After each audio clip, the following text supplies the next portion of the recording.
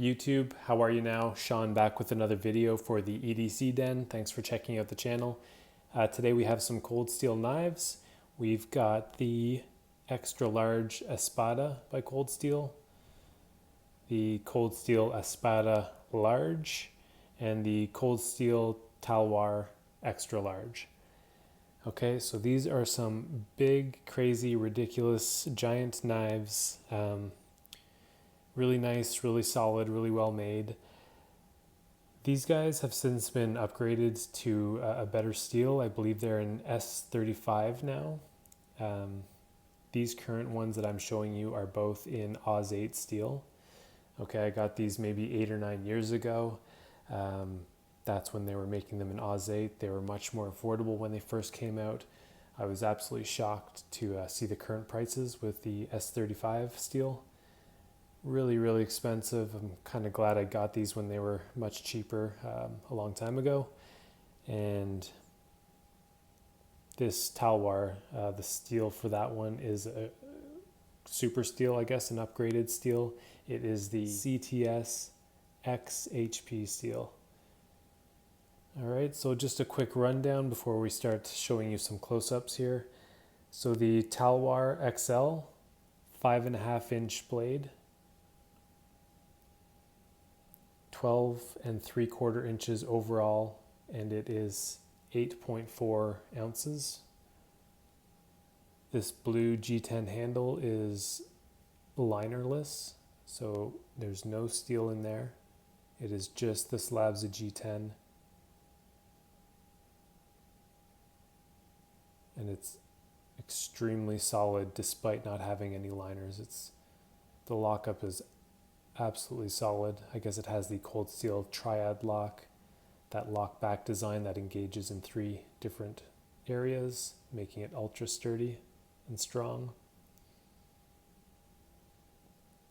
The Espada Large here, also a 5.5-inch blade. Like I said, it's Oz 8 steel on this one. It is 12, almost poked myself there. Ooh.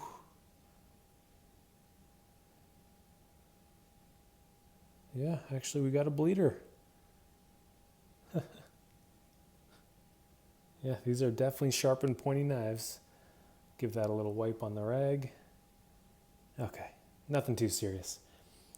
12 1/4 inches overall and a weight of 9.8 ounces on this guy.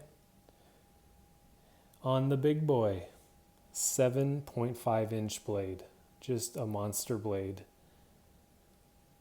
Oz 8 steel, 16 3/4 overall length, and a weight of 16 ounces. So definitely heavy.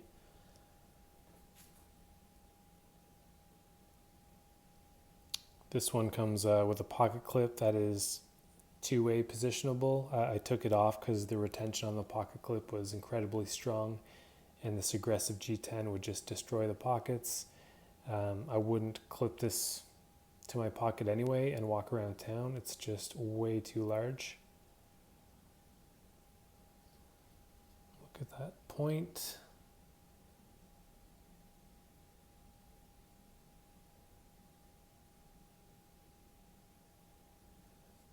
Nice wedge, nice sweeping belly. These all feature the wave opening. So you've got this thumb disc with this notch under the thumb disc that will catch on your pocket as you're drawing the knife from your pocket. It'll fling the blade out, which is a pretty crazy way to present such a large knife. So you want to be careful where you are when you're doing that for sure. I generally just deploy the blade manually. No need to draw all kinds of attention when you've got this thing with you.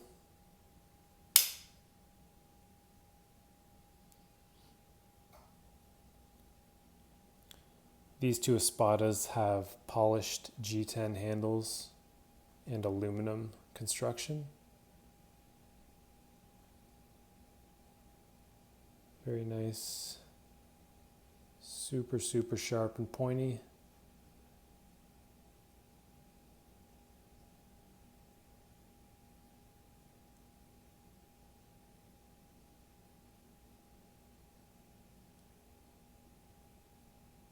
Very fine tip. That just cut my finger, as you saw.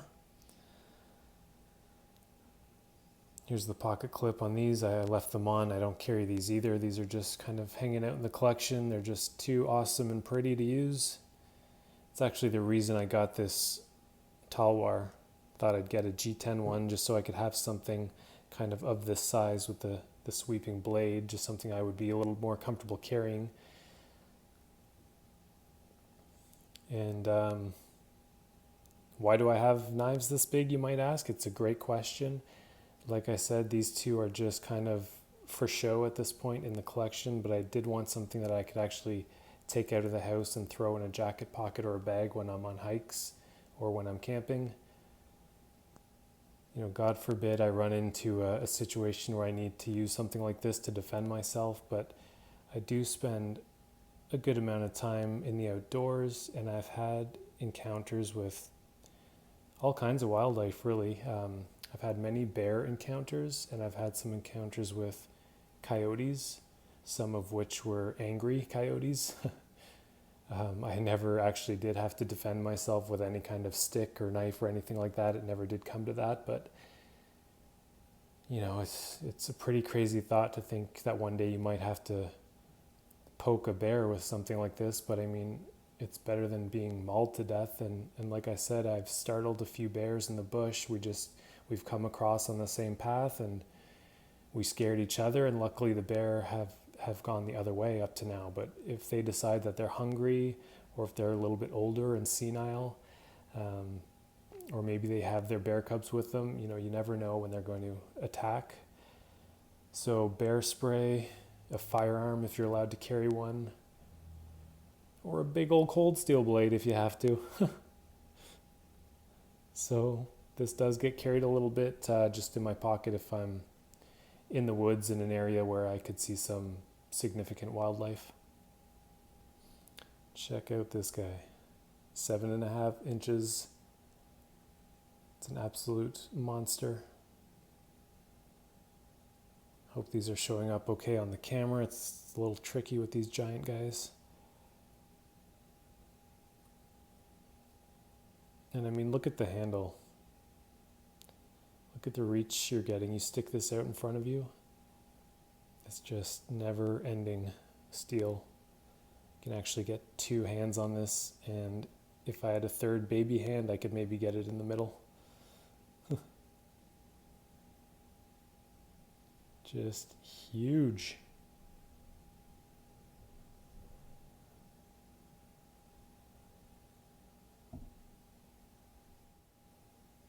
So let's go ahead and just take a look at how big these knives are. Most people are familiar with the Spyderco Paramilitary 2. And just look how it gets dwarfed by these knives.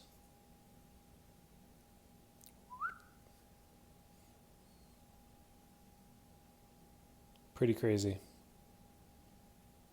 Up by the blade.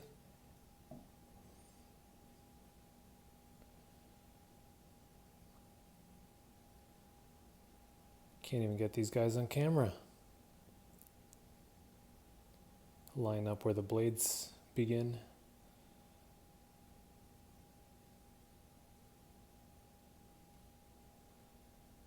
So that gives you an idea just how huge these are. Spyderco Paramilitary 2. Not the Para 3, the Para 2. The 3 would look even smaller. Alright guys, so a quick look at the Cold Steel Ridiculous XL series. I mean, this one's not an XL, but by all estimation, if this was in your collection, it would be one of your biggest. So XL here, and a large in the middle. That's just how Cold Steel markets them. But yeah, these are cool knives. I don't know that I'd recommend these two at their current prices. Yes, you get a better steel, but are you going to really use these knives anyway? Hopefully not. You know, if you do, it's likely an emergency, and the Oz 8 steel will do me just fine in that situation. Down here, they did upgrade to a super steel on this blue Talwar. That's pretty cool.